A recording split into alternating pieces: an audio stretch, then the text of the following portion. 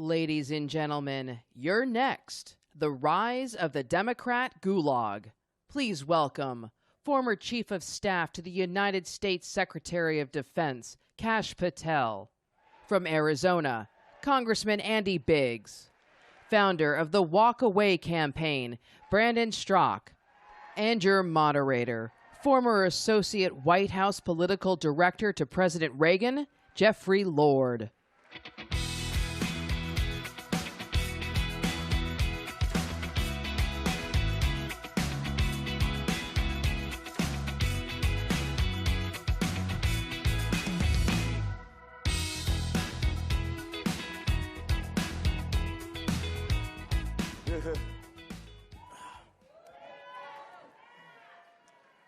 Welcome, CPAC. My pronouns are Reagan and Trump.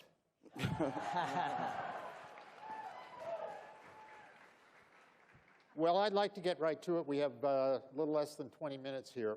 I just want to start by reading a couple headlines to get the flavor of what we're going to be talking about. This is from The Atlantic. The DOJ must prosecute Trump. This is from CNN. New York's AG's investigation against Trump can continue, federal judge rules. From Fox, Tucker Carlson, why are January 6 protesters still in jail while murderers walk free? Forbes, Facebook banned over 1.3 billion accounts over 3 months to combat fake and harmful content. And from RT, Facebook bans pro-Trump walkaway group as social media turns up censorship crackdown. So with that, let me turn to Congressman Biggs and just get this rolling and get your thoughts. Well, when we start talking about a gulag, I think of a couple of things. First of all, it's political prisoners. Right. And I also think of Soviet-style justice, where there is no justice, where everything is baked in already, where you've got prosecution colluding with the defense attorneys, colluding with the judges. They know what they want to accomplish. The police apparatus of the United States, whether it's DOJ based, they know what they want to do. And for political purposes, all of the institutions of the United States have been weaponized, not unlike the former Soviet Union. Right. That's what I think of when I think of gulag, an American gulag. I agree. Cash? Well, as a former federal public defender and Justice Department national security prosecutor, it's insane to me and unconstitutional to see January 6 defendants who have little or no criminal history, nonviolent backgrounds, north of 60 years old, being detained for over a year on offenses that would never seek pretrial detention. And that what Congressman Biggs is talking about, it's not just the Department of Justice, it's not just the attorney generals. They've weaponized the intelligence community and the law enforcement community, but they've also got the judges. There is no federal judge in this country that could possibly detain the majority of these people, yet they're letting illegal immigrants who commit murder and rape walk out on bond with American citizens charged with misdemeanor offenses or low-level felonies. That is the definition of a third world gulag, and it's happening in Washington, D.C. Right. Brandon, let's hear a little bit about your experiences here. And So I guess what I could say is that I was present on January 6th, as I think most people know. I was scheduled to be a speaker at the Capitol on that day. I was approaching my scheduled speaking engagement when I began getting text messages from people who were watching at home saying that they were hearing that people were going inside of the building, which made me very curious because that sounded like an unusual circumstance. I was on the east side of the building, which is the opposite side of the building, where later we found out people had broken windows and committed acts of violence. When I arrived, the doors on the east side of the building were open. I walked up to the top of the steps and I shot a video for 8 minutes, which I put on Twitter. I never entered the Capitol. I stood on the east side steps for 8 minutes. 2.5 weeks later, an FBI SWAT raided my apartment, put me in handcuffs, and took me to jail.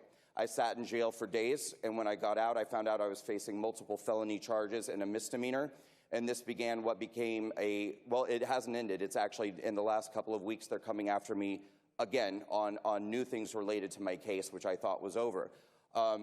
Because I stood on the east side steps for 8 minutes, I have been permanently banned by PayPal, Venmo, Stripe, Patreon, email services. I've been put on a terrorism watch list so that when I go to the airport, I have to go through hours of screening. But what I want to say and make really clear while I have this stage is what's been most horrifying of all is not the behavior of the left. It's been the silence of the right.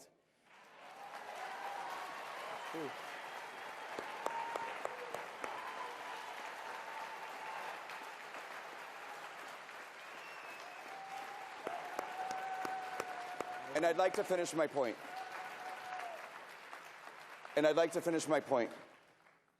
Between the years of 2018 and 2020, nobody worked harder for President Trump than I did. I'll go toe-to-toe with any person in this room if they think they did more for President Trump than I did. Nobody worked harder for the Republican Party. Nobody got more people to walk away from the Democratic Party and become a Republican. True. And for me to go through what I went through and not have a single person stand up and say, we've got your back and this is wrong, is disgraceful. It's a disgrace. And I think it's time to stop it. So while we have a congressman on stage, I want to ask, Yeah. what are you guys going to do about it? Yeah.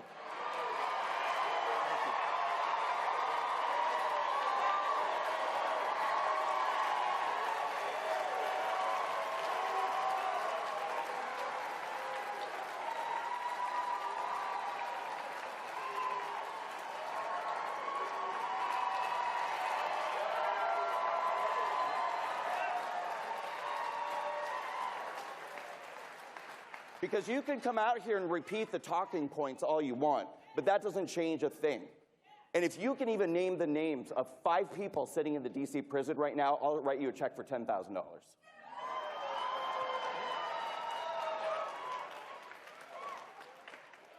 So, I'm happy to answer. You done, Brandon?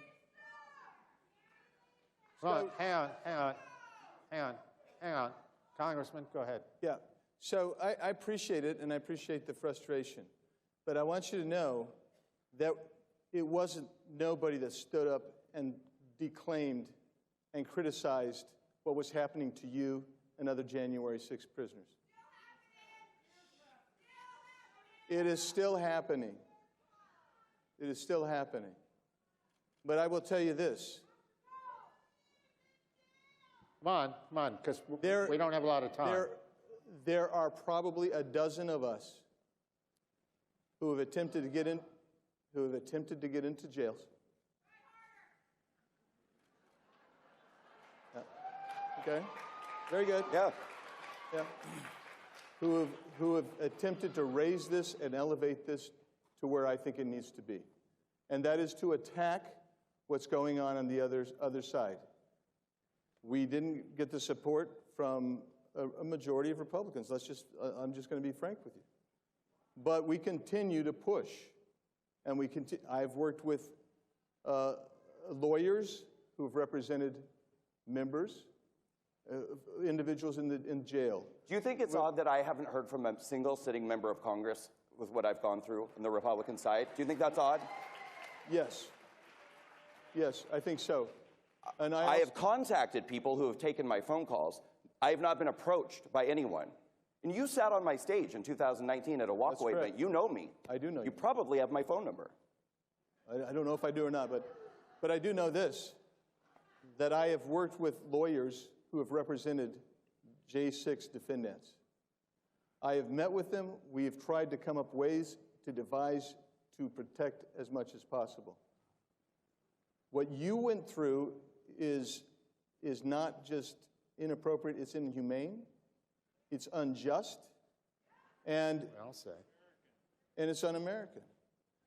And it's not over. And it's not over. And I realize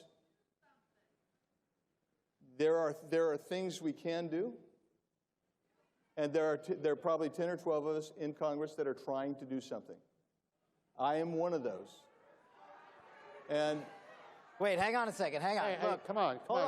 That doesn't help anyone. So just because they're in, and I know Congressman Andy Biggs and a couple other guys that have been fighting in Congress, just because they get drowned out by other people who fail to act on January 6th defendants' behalf doesn't mean that people aren't fighting for them quietly or getting drowned out in the media. I've seen what he's done. People have stood up foundations. They've tried to get in the jails. And as a former federal prosecutor and public defender who actually defended rapists and murderers and narco traffickers and got them bond.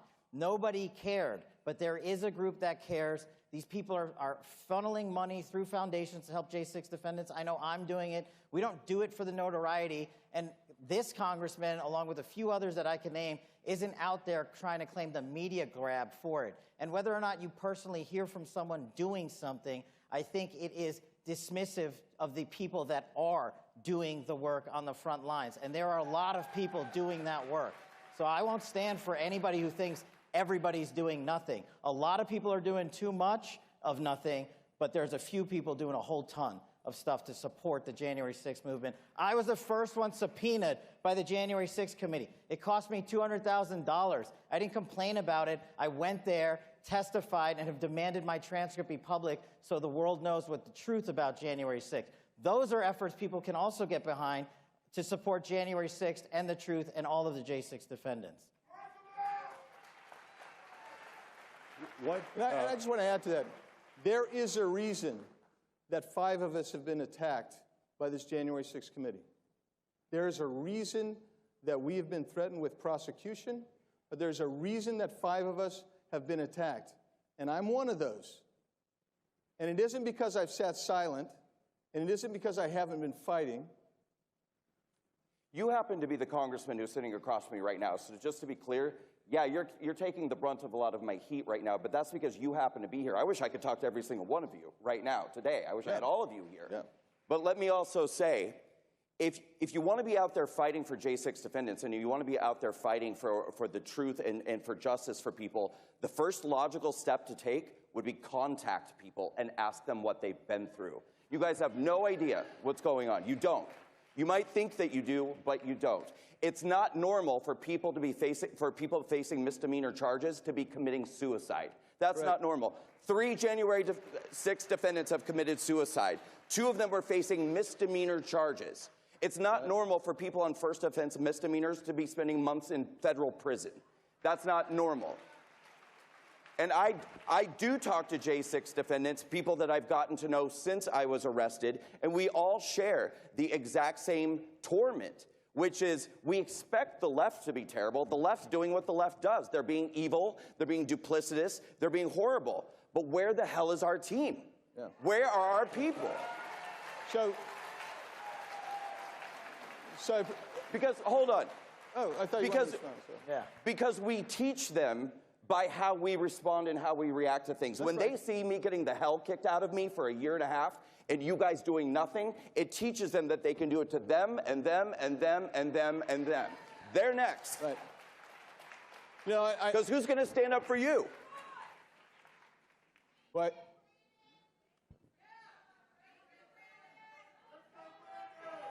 Come on, let him speak.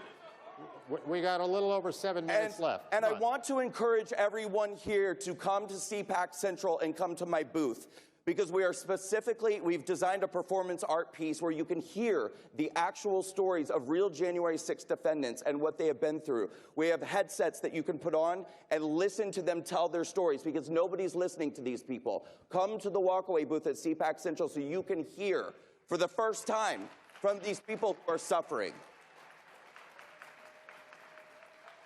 3:45, come down to the booth. We'll be down there. Come down there and experience this. I'd like to ask, what can be done to punish the people who are doing this? Great. Yeah. So first of all, I appreciate that I'm your piñata today. That's fine. That's fine. But the reality is, there are a dozen of us who have met with families of survivors, of those who have killed themselves, and we have done it sometimes overtly and sometimes quietly. But I appreciate, to some extent, the anger that you're manifesting today. I don't think anybody can understand it, because I haven't lived it. I've lived my own deal, which is nothing compared to you. And I appreciate you sharing your feelings today. Now, having said that, how you punish these people is you get control back of the government. And we don't have control of the government right now. We sit there, I'm in a minority of the minority. We have to get the House back, we have to get the Senate back. And then we have to bring them in, and we have to, there are things you can do. You can do the Holman Rule. And that's what you do is you start defunding some of these bad agencies, the FBI, the DOJ. You use the Holman Rule to defund people who have abused their power. You bring impeachment articles against the judges who have violated due process rights in the federal statutes, for instance, on pretrial detention. I'm like Cash. I've gone through a lot of these files. I don't see any basis for pretrial detention. You violated international law by keeping people in solitary confinement for more than 4 weeks. That's torture. And our country has devolved to that. The way you do it is you have to get control of the government. And we don't have control of the government. But what you also have to do, if I could piggyback here, is yes, you have to get control of the government and run righteous oversight investigations like we did Russiagate to expose the biggest criminal conspiracy in U.S. history. It's possible. But what Congressman Biggs is saying, and a few of his colleagues are right, you have to have more than just 10, more than just 20. But with the other piece that you have to do that we've been working on is educate Americans on what actually happened on January 6th, because, you know, just analogize it to the Russiagate situation. Half of America still thinks President Trump is a Russian asset because they watched the fake news media for 5 straight years. January 6th is the next iteration of that from the radical left. What happened was clear as day. Chief of Staff to the United States Department of Defense sitting in the Oval Office where President Trump authorized up to 20,000 National Guard 2 days before January 6th to secure the Capitol perimeter. Nancy Pelosi and Mayor Bowser shut that request down. In writing, if you don't believe it, the documents are online for you guys to go see. Why is that critical? Liz Cheney comes out on national TV last week to try her latest piñata effect, and it's working because everyone is talking about more disinformation from January 6th. She says President Donald Trump, he didn't call you on January 6th, and he didn't order the deployment of the National Guard. That's because it's unconstitutional for the military to be ordered by a president domestically. And she knows that because her father was Secretary of Defense during the '92 LA riots. That Secretary of Defense authorized the National Guard to go to California from a governor's request, and that is how it lawfully works. Too much of America is focused on the fact that they said Donald Trump failed or other leaders failed. We acted for the no-fail national security mission like we always did, whether it was killing al-Qaeda, bringing home hostages, or securing our border. Our border within is just as important, and on that day and the days before, we acted righteously. So that information has to get out to the American public just as much as the information we're talking about with Congressman Biggs and Brandon. I'd like to ask the Congressman one last question, and then I want each of you to take a little time to wrap up your thoughts. Congressman, when, if Republicans take the House, will there be an investigation of the January 6th committee? Yeah, I believe so. And here's where it takes place. It takes either in the Oversight Committee or the Judiciary Committee. And I've requested the 2 gentlemen who will most likely be the chairman of that committee that they do that. Okay. Brandon, start closing us out. I have one last question, and it's not a mean one. I'm okay with it. When we take back control of Congress in November and we have this investigation, will you promise me in front of all of these people that I will have the opportunity to testify before Congress about what I went through?